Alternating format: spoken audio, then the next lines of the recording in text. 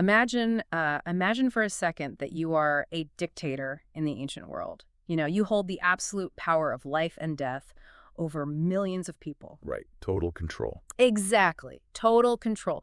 Your entire society is structured around this very rigid, centralized hierarchy, and it's heavily enforced by, well, a state-run religion, this entrenched elite class, and a military that literally answers only to you. You're basically untouchable. Yeah, for all intents and purposes, you are a living god. But then this single man walks into your court. He doesn't bring an army. He doesn't have, like, any weapons. Just himself? Just himself. And he brings a logical paradox so devastating, so structurally sound that it permanently shatters the psychological illusion of your power right in front of your entire population. I mean, it is the ultimate diagnostic test of a society's structural integrity. It really is. And today we are doing a deep dive into an incredible piece of source material that claims this isn't just some dramatic story. It is a precise blueprint for civilizational revolution. Yeah, and what we're going to explore is how that single event, and, the man at the center of it, represents a complete paradigm shift in how we understand human history, governance, and just the very mechanics of social evolution. So the source material we're looking at today is a specific text, Lecture 8, by the scholar and philosopher Allama Ghulam Ahmad Parvez. And it completely reconstructs the biography of one of history's most universally recognized figures. Right, Abraham. Or, as he is known in the foundational text, Ibrahim. Exactly. Now, to you listening, I need to make a promise right out of the gate here. We are not going to look at this through the traditional lens of, like, religious sentimentality. Oh, no, far from it. Yeah. I mean, if you are looking for comforting Sunday school folklore or tales of a mythical figure performing supernatural magic tricks in the desert, this analysis will probably deeply unsettle you. Yeah, fair warning. Because the framework we're utilizing today operates entirely in the realm of sociology, systems engineering, and political science. We are bringing in the heavy analytical machinery today because Parvez argues that for centuries, the true story of Ibrahim has been buried. I mean, literally buried under a mountain of superstitions, mythological projections, and, frankly, deliberate, self-serving agendas. Agendas of historical elites who recognized exactly how dangerous the original narrative was to their own grip on power. Exactly. So to understand this, we have to set some very strict ground rules for how we are approaching the material today. Right. The source text argues that to truly comprehend foundational civilizational texts like the Quran, which serves as the primary framework here, we have to actively strip away all that accumulated rust of history. We have to stop viewing these narratives as just, theological poetry. Yes, and start reading them as socio-economic blueprints. Because the ruling classes throughout history, the kings, the feudal lords, the entrenched clergy, they actively rewrote and reinterpreted these stories. They took a terrifyingly radical narrative of human liberation and just mutated it. Mutated into a narrative of blind, unquestioning obedience. Because, of course, blind obedience is exactly what a ruling class needs to maintain the status quo.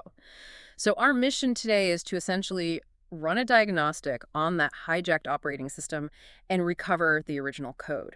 I love that analogy. And the text doesn't just jump right into the biography of Ibrahim to do this, right? It actually begins by giving us a foundational lens through which to view all of human history. Yeah, it introduces what it calls the matrix of law, and it divides this into two very distinct categories: substantial law and procedural law. Let's break those down because they are so critical. This distinction is the absolute bedrock of the entire analysis. Like, if we fail to grasp this, the rest of the historical reconstruction just collapses. Right. The text lays out that any functioning human civilization basically operates on these two parallel tracks. So first, you have substantial law, and this represents the eternal, unchanging core values of human existence. So we are talking about the overarching principles here. Exactly. Things like the concept of universal justice, the inherent dignity and equality of the human being, the absolute necessity of a social feedback mechanism where the marginalized can actually voice grievances. And the equitable distribution of resources. Yes, all of that. These are non-negotiable. They are the structural pillars of a healthy society, regardless of the era you live in. They are the what and the why of a civilization, like the fundamental mission statement. Precisely. And that brings us to the second track, which is procedural law. Okay. So if substantial law is the what, procedural law is the how. Okay, the methodology? Yeah, it's the specific, practical, day-to-day methodology used to actually manifest those eternal values in a physical society. And the absolute defining characteristic of procedural law is that it is temporary. It has to be temporary. It is inherently tied to the technological, economic, and social realities of its specific time. It must change as society evolves. Let me try a modern analogy here to make this click for you listening, because this concept really is massive. Think about the device you are using right now, a smartphone or a computer. Think of substantial law as the core operating system architecture. Okay. Its fundamental mission is processing data, allocating memory, executing logic. That core mission remains totally identical, whether it's a massive mainframe from like 1985 or a smartwatch today. The core function doesn't change. Right. But procedural law is the user interface. It's the touchscreen, the buttons, the hardware it runs on. If you tried to run a modern, complex application using a command line interface from 40 years ago, the entire system would just crash. Oh, absolutely. You couldn't handle it. The core mission hasn't changed, but the interface has to update to match the hardware of the era. That analogy maps perfectly onto the sociological framework Parwez is presenting here. Take the concept of justice, for example. The substantial law dictates that a crime must be met with proportional, equitable justice. That is eternal. Right, that's the core OS. But the procedural law, whether that justice is delivered by, say, a tribal council sitting under a tree, or through a highly complex appellate court system utilizing digital forensics and DNA evidence, the procedure has to evolve. Which raises the really critical question. Where does human tragedy come from in this framework? Like, if the rules are really that simple, why do civilizations collapse? Well, the tragedy occurs, according to the source, when a society commits the ultimate structural error. It freezes its procedural law. It freezes the UI. Exactly. Right. It happens when people look at the specific time-bound methods of their ancestors, the UI of the past, to use your analogy, and they elevate them to the status of substantial law. Oh, wow. So they take temporary procedures and turn them into unchangeable sacred dogmas. Right. They start worshiping the interface instead of the objective. That is a brilliant way to put it. And when a society does that, civilization stagnates instantly. You are essentially forcing a modern, complex society to navigate the future using a map drawn for a world that literally no longer exists. The social feedback mechanisms break down. The economy misaligns with human needs. And you get structural collapse. That reframes everything. It's not just that a society is being, old-fashioned or traditional. It's that they are literally breaking the mechanism of human evolution. Exactly. And this perfectly sets up the text's shift from high-level legal theory directly into human behavior.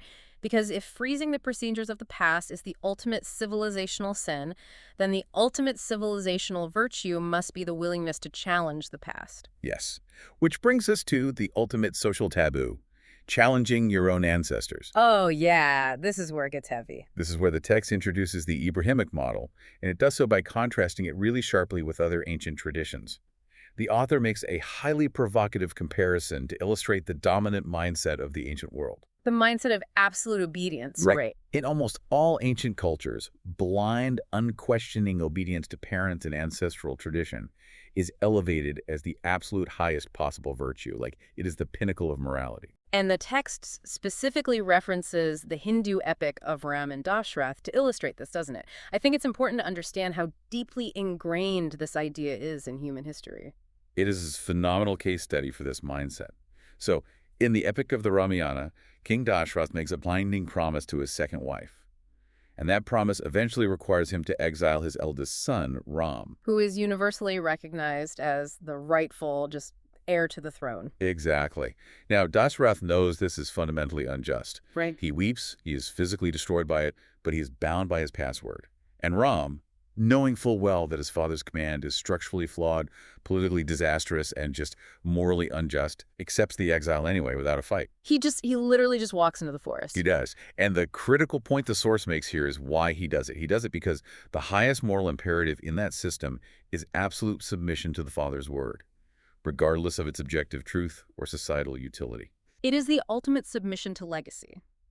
It's a societal model that essentially says, the system is broken, the command is objectively wrong, but my duty to the established hierarchy overrides my duty to objective truth. And the text argues that while this submission might make for incredibly poignant poetry and dramatic storytelling as a model for civilizational survival, it is a literal death sentence.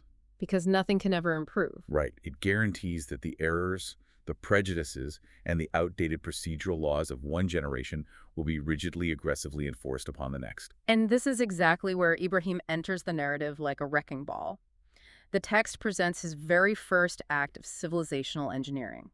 He doesn't start his revolution by, raising an army or fighting a foreign power. No, he starts at the dinner table. He starts at the dinner table. He looks at his own father, who in this context wasn't just a guy, but a representative of the state's religious and political establishment, and he essentially says, your entire operating system is flawed. He completely rejects the ancestral legacy. He looks at the establishment and says, I do not care that this is the tradition. I do not care that this is how our ancestors have done it for 1,000 years. It is structurally unsound. It does not align with universal reason. But hold on, let me play devil's advocate for the listener here for a second. Isn't challenging your parents just like standard teenage rebellion? Mm-hmm. I mean, why is the text elevating a family argument to a foundational civilizational act? Every generation rolls their eyes at their parents' music, their politics, their way of life. It's a crucial distinction to make. Standard teenage rebellion is usually reactive and superficial, right? Yeah. It's rejecting authority simply because it is authority, often just to replace it with a different, equally arbitrary peer authority. Okay, true. What Ibrahim is doing, according to the text analysis, is establishing a completely new epistemology. He is instilling the concept of deep intellectual autonomy.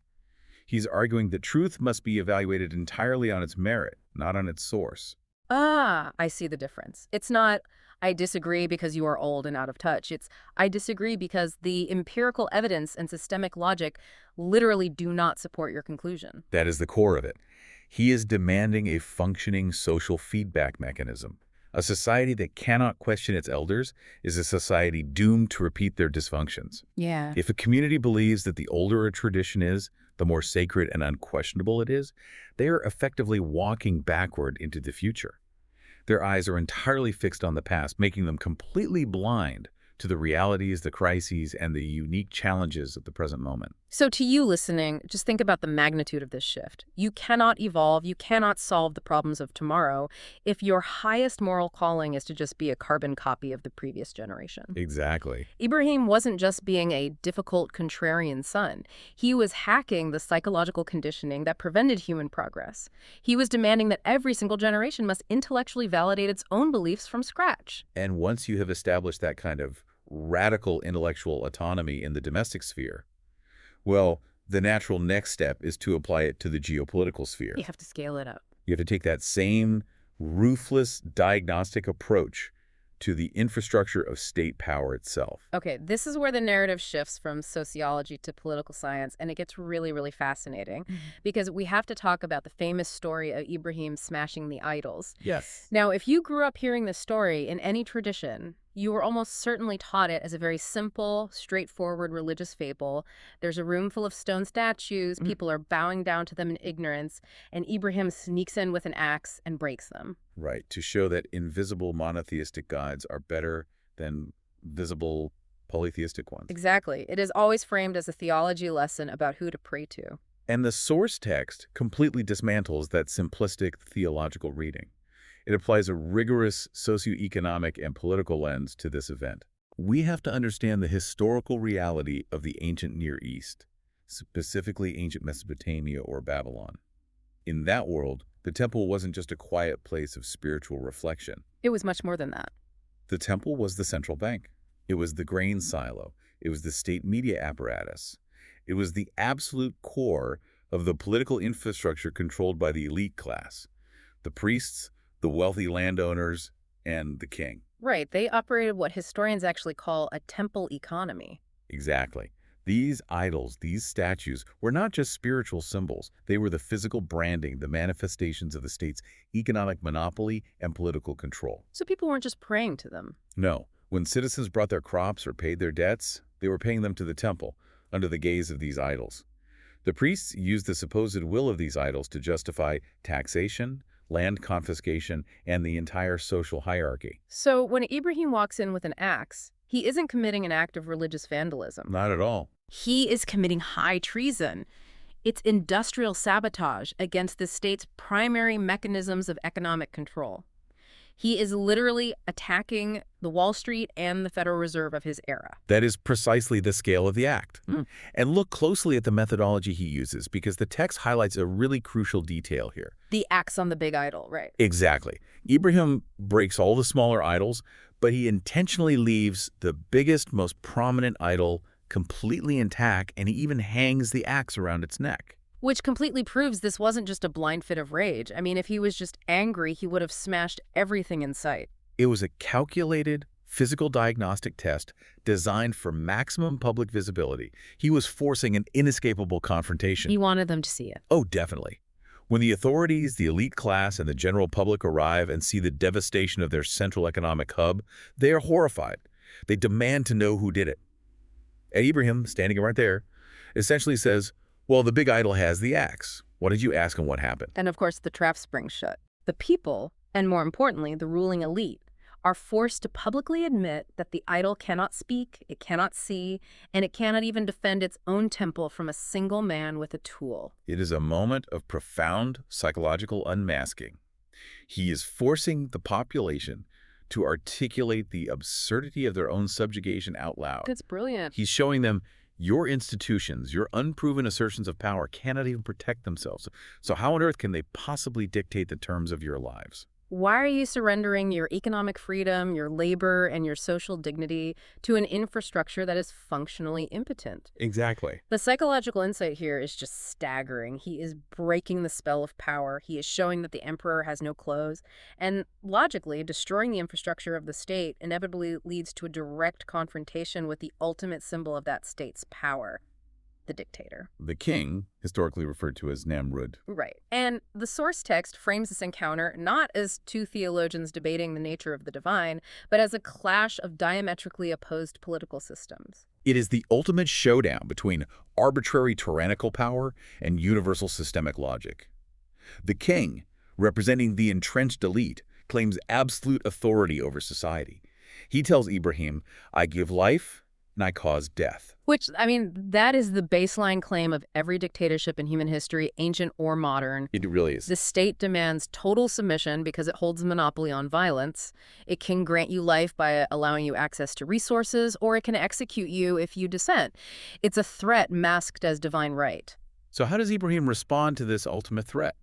He doesn't beg. Yeah. He doesn't try to argue human rights or moral philosophy because he knows a dictator does not speak or care about that language. A dictator only understands power. Exactly. Instead, Ibrahim uses a purely rational systemic counterattack. He says, my system, the universal order that governs reality, causes the sun to rise from the east. You claim ultimate absolute power. Prove it. Make it rise from the west. I absolutely love the mechanics of this argument. Because on a superficial read, it just sounds like he's asking the king to perform a magic trick. But structurally, what is he actually doing to the dictator's authority in front of his court? He is creating what we could call a logical vacuum. He is presenting an unanswerable, publicly observable paradox that immediately humiliates the dictator. Because the king can't do it. Right. The king's entire reign is based on the unproven assertion that he's the prime mover of society, the ultimate power from which all reality flows. Ibrahim simply points to the undeniable, massive, objective system of the cosmos to sunrise and says, if your power is truly absolute, alter the fundamental procedural law of the universe. He scales the king's claim up to its logical conclusion, knowing it will completely break. And when the king is left entirely speechless, the text specifically notes he was dumbfounded. Ibrahim wins. He wins completely. And he doesn't win because he got a debate trophy. He wins because he proved to the masses, to the military, to the priests standing right there, that the king's power is a fragile, manufactured illusion. The dictator's power only exists as long as the people believe it exists. By exposing the absolute limits of the king's power, Ibrahim shatters the psychological infrastructure of the dictatorship, just as definitively as his axe shattered the physical idols in the temple. He proves that the ruling class operates on a tyranny of unproven assertions. Okay, so Ibrahim has successfully deconstructed the false authority of the ruling class. He has smashed the economic idols and publicly humiliated the dictator. But destroying a dysfunctional system is really only half the battle, and honestly, it's the easier half. Oh, definitely the easier half. Once you tear down the old structures, you are left with a massive, terrifying problem. You have a fractured, chaotic society. How do you actually build a new civilization from the rubble? And that brings us to perhaps the most bizarre and definitely the most misunderstood story in the traditional lore, the metaphor of the four birds. Yes, the four birds. If there is one segment of the text that perfectly illustrates the difference between superstitious folklore and systems engineering, it is this one. Listeners, if you aren't familiar with this narrative, the traditional centuries-old story goes like this. Ibrahim asks God how he brings the dead to life. God tells Ibrahim to take four birds, slaughter them, chop them into bloody pieces, mix their meat and feathers all together, place the chunks on four different distant mountain peaks, and then call out to them. It's incredibly graphic. And supposedly the pieces fly through the air, miraculously reassemble themselves like a jigsaw puzzle, come back to life, and fly directly to him. It sounds like a scene from a fantasy movie. It really does. The source text absolutely excoriates this literal magical interpretation. It violently rejects it as an insult to the intellect.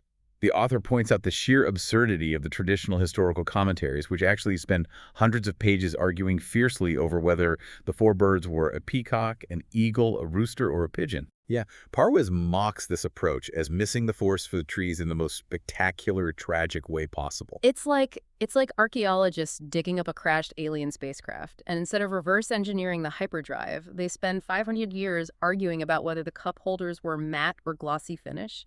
It completely misses the point of the technology. That is exactly the frustration the author expresses.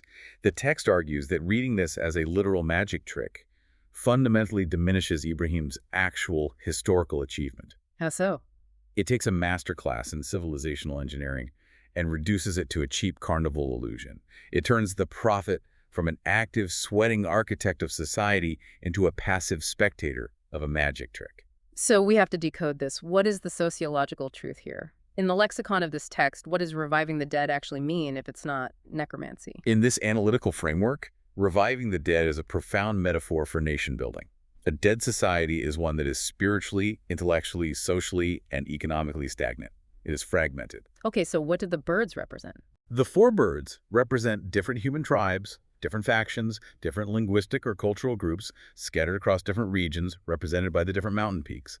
They are wild, they are divided, they're acting on primal instinct, and they lack any unifying constitutional purpose. I see. So the act of calling them isn't a magic spell being chanted into the wind? Not at all. The systems engineering angle here is deeply practical. Think about how one actually tames wild birds, like in falconry. It is not an instant process. It takes a lot of time. It requires immense patience, daily consistency, and the establishment of a recognizable call or a system of rewards and rules that the animal slowly learns to respond to voluntarily. So the message to Ibrahim was, you want to know how to bring a dead society back to life. Here is the blueprint. Precisely. Ibrahim is being told that taking scattered, wild, divided groups of people and uniting them into a functioning, loving, breathing civilization that responds to one central call, a central constitution of universal values, is not magic. It's hard work. It requires the grueling, lifelong, patient work of a master organizer. You have to go to the different factions, understand their unique natures, and slowly integrate them into a unified system where they realize that responding to the central call is better for their survival than remaining fractured. That is such a powerful, grounded reframe. It changes Ibrahim from a wizard into a statesman. He had to go out into the fragmented world, understand the socio-economic realities of these different species of people, and painstakingly build a unified constitutional framework they would all voluntarily buy into. Exactly. That's not a momentary miracle that happens over a weekend. That's the grueling work of decades. And this transition, moving from the expectation of momentary magic to the reality of permanent, grueling effort, leads us perfectly into the next phase of his life. Because building this unified system required a physical center. It required a capital. And that brings us to the most famous and perhaps the heaviest story associated with Ibrahim. Yes, we have to talk about the sacrifice. The story of Ibrahim and his son, Ismail. Now, universally, across multiple major world religions, this is taught as the ultimate terrifying test of blind faith. The story we all know involves a knife, a blindfold, a literal stone altar, a father preparing to slit his son's throat, and a miraculous last-second substitution of a ram by an angel. And once again, the source text's frustration with this traditional gory literalism is really palpable. The author argues that reducing this monumental civilizational event to a moment of physical slaughter entirely misses the scope of what Ibrahim was actually trying to achieve. So it wasn't about blood. No. The text frames this not as a primitive blood sacrifice to appease a demanding, angry deity, but as a massive socio-economic and structural sacrifice for the future of humanity. Okay, we need to lay this out really carefully for the listener because this is a massive paradigm shift. If he wasn't asked to literally kill his son on an altar, what was the real meaning of the knife? What was the actual historical sacrifice? To understand this, we have to look at geopolitics. The text explains that Ibrahim's ultimate civilizational mission, having successfully united these disparate factions we just talked about, was to establish a universal center for humanity. An independent hub. Exactly. A hub completely free from the influence of the existing tyrannical empires.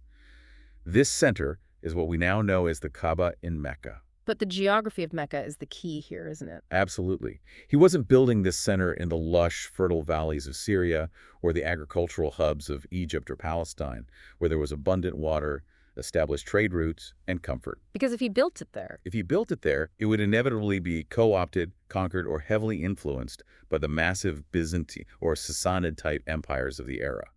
To remain truly independent, to serve as a neutral sanctuary for all of humanity, it had to be established way outside the reach of those empires. so he had to go somewhere nobody else wanted. Yes, he was tasked with planting the civilizational seed in a barren, harsh, completely resourceless, scorching desert. A place where mere survival was a daily, exhausting battle against the elements. Exactly. And to establish this center, to ensure it survived its fragile infancy and eventually became the beating heart of a new global system, he couldn't just stack some stones, declare it a sanctuary, and go back to a comfortable life in the Fertile Crescent. Right, he had to invest in it. Heavily. He had to dedicate his own bloodline to it. He had to leave his family, specifically his eldest son, Ismail, in this unforgiving environment. He was severing his son from the comforts, the political power, and the wealth of the civilized world, and committing him to a life of immense, grinding hardship. I want to pause here and point out to the listener how much heavier, how much more profound this actually is than the traditional story of the knife. Just think about the psychology of it. A momentary, literal sacrifice holding a blade over your child is an act of extreme, horrific psychological terror. But it is over in a flash. The tension breaks in minutes. But committing your own child, your lineage, your legacy, to a grueling, lifelong mission in an environment that actively wants to kill them, all for the sake of unborn future generations you will never even meet.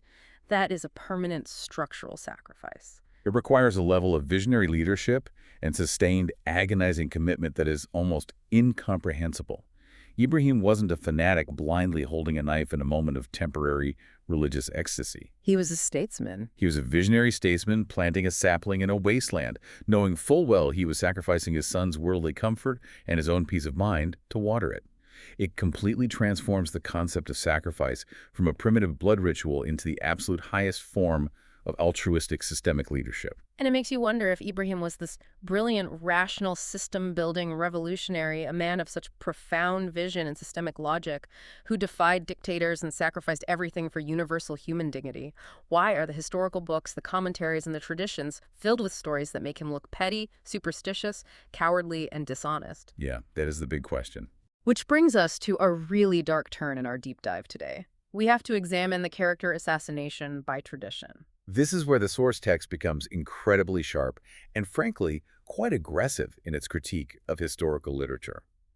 It highlights how the traditional narratives, specifically certain historical accounts and folklore compiled centuries later, have actively injected what it calls the 3 lies into Ibrahim's biography. Let's lay out what these lies are. These are the widely circulated traditional claims that Ibrahim, the great champion of truth who stood up to Namrud, supposedly told 3 blatant lies to save his own skin. Right. The most famous and widely taught one is the Egypt narrative. The story goes that when Ibrahim entered Egypt, he feared the tyrannical king there would murder him in order to take his beautiful wife Sarah into his harem. So to protect his own life, Ibrahim tells Sarah to lie and say she is his sister. The author of our source text channel's absolute righteous outrage at this assertion. He points directly to the foundational text, the Quran, which explicitly and repeatedly categorizes Ibrahim with the title Siddiq. And what does that word imply? That word doesn't just mean someone who occasionally tells the truth. It means a person of ultimate, unwavering, structural truthfulness. a person whose very essence is aligned with reality. The author argues that it is intellectually bankrupt to accept historical rumors written by fallible men centuries later over the definitive, foundational principles of the text.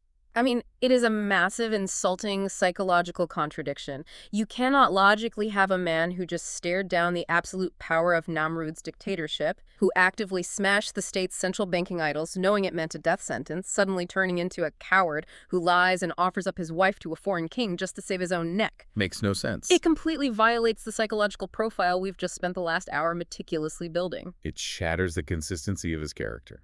So I have to ask the million-dollar sociological question here. Why? Why would later generations, people who supposedly revered Ibrahim as their ultimate patriarch, the father of their faith, invent lies about their own hero? What is the utility of a lying prophet? And here is the crushing, cynical, sociological insight from the text. The invention of these lies wasn't a mistake. It wasn't just sloppy record-keeping. It was on purpose. It was a deliberate, highly effective mechanism of political control. Think about the elites, the kings, the politicians, and the religious clerics of the later empires. The Umayyads, the Abbasids, and beyond. They were rulers. And rulers are often corrupt, deceitful, and manipulative. But they needed to justify their oppressive actions to the masses to maintain order. They needed a theological precedent. Oh, wow. I see exactly where this is going. If the ruling class can successfully convince the public that even the ultimate prophet, the great Ibrahim himself, lied for strategic reasons, or when he was in a tight political spot, it provides them with an impenetrable divine license for their own corruption. It's the perfect excuse. It sends a message to the masses. Look, sometimes statecraft requires deception. Sometimes you have to lie for the greater good. Don't judge us too harshly. Even the patriarchs did it. It legitimizes deceit as a valid, even holy tool of political and religious authority. That is terrifyingly effective. They hijacked his legacy from the inside. They knew they couldn't erase his greatness from the public consciousness, so instead, they infected his biography with their own flaws. Exactly. They made him look like them to make their flaws look holy. If Ibrahim can lie to a king, I can lie to you about your taxes, or about this war, or about executing my political opponents. It is the ultimate weaponization of history. It is exactly that. It neutralizes the revolutionary threat of his legacy. And unfortunately, the text points out that this weaponization doesn't stop at political deceit. The corruption of the narrative also heavily infected the domestic sphere, specifically regarding the treatment of women. Right. Which brings us to the patriarchal projections embedded within these myths. Yes, the text takes a very hard, critical look at how patriarchy literally rewrote the Ibrahimic story to serve its own ends. The source takes direct aim at what I can only describe as the jealousy soap opera that has surrounded the historical story of his wives, Sarah and Hajar. The traditional narrative that the text critiques paints a picture of these monumental historical figures that belongs in a cheap daytime tabloid. It really does. The widely accepted story claims that Sarah was insanely, irrationally jealous of Hajar, especially after Hajar gave birth to Ismail. It describes Hajar fleeing in absolute terror from Sarah's wrath, tying a trailing skirt around her waist just to sweep away her footprints in the sand so a vindictive Sarah couldn't track her down. And then there's the part about Ibrahim's reaction. And most damningly, it claims that Ibrahim abandoned Hajar and their infant son in the deadly desert of Mecca entirely to appease his first wife's petty, uncontrollable jealousy. And the text completely dismantles this narrative, doesn't it? It exposes how insulting it is. Absolutely. The author is appalled by this reduction. Think about what this story does.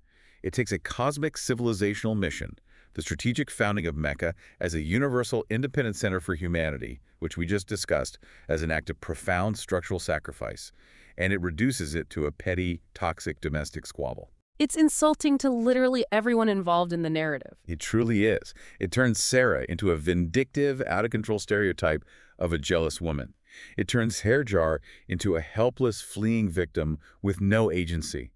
And worst of all, for the legacy of the prophet, it turns Ibrahim into a weak, henpecked husband who is compromising a divine mission just to stop his wives from arguing, rather than a visionary leader executing a master plan commanded by universal law. It's wild how much damage that one myth does. The text argues that this is a total character assassination, designed entirely by a later patriarchal mindset that fundamentally could not comprehend women as active, strong partners in a civilizational mission. They could only view women as sources of domestic drama. But the text points out that the patriarchal rewriting gets even worse. it brings up the final and, frankly, most egregious traditional story in this segment, the infamous divorce command. Oh, yeah. For the listener, let me outline this myth exactly as the text describes it, because the mechanics of it are crucial. The traditional story goes that years later, Ibrahim travels to Mecca to visit his grown son, Ismail. Ismail happens to be away hunting, but his wife is home. Ibrahim doesn't like how she treats him. She supposedly complains about their poverty, and she doesn't offer him the best hospitality. Right. So when Ibrahim leaves, he doesn't speak to her directly. Instead, he leaves a coded message for his son. He tells the wife, "Tell your husband when he returns to change his threshold."